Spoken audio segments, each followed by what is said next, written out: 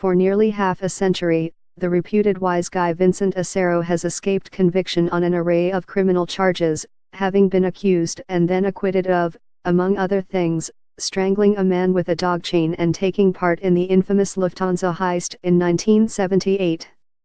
On Thursday, however, at age 82, Mr. Asaro was sentenced to 8 years in prison for what may be the pettiest allegation he has ever faced, ordering his underlings to set fire to the car of a motorist who cut him off in traffic in Queens. The sentencing, in federal district court in Brooklyn, was almost certainly the final chapter in what the government has slyly described as Mr.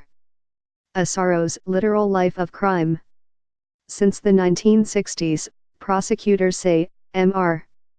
Asaro has held various positions in the Bonanno crime family, and though he is alleged to have engaged not just in murder, but also in bookmaking, loan sharking, extortion and robbing delivery trucks, he has largely managed to avoid being punished. That, of course, changed when Judge Aline R. Ross handed down his sentence on Thursday, telling the court that in deciding on the 8-year term, she had given weight to the very crimes that Mr. Asaro was acquitted of at the Lufthansa trial 2 years ago.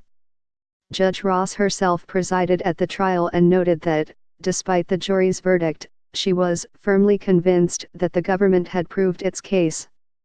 Minutes earlier, Mr. Asaro's lawyer, Elizabeth Macedonio, had asked Judge Ross not to consider the acquitted conduct in rendering a sentence, saying it would turn the American justice system on its head if her client received a lengthy prison term because of charges that a jury had decided were less than verifiable. In court papers filed this month, Ms.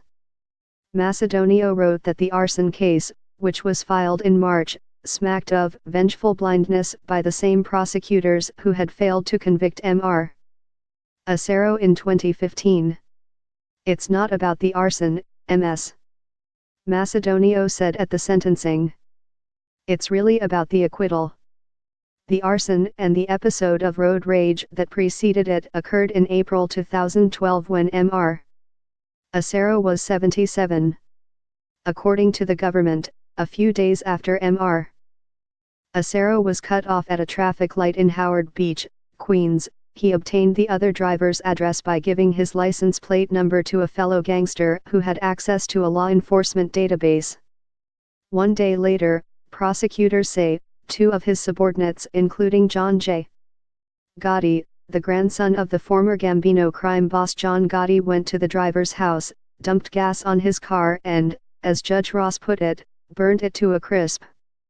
Mr. Asaro pleaded guilty to the charge in June, and in court on Thursday he took responsibility again. It was a stupid thing I did and I'm terribly sorry, he said.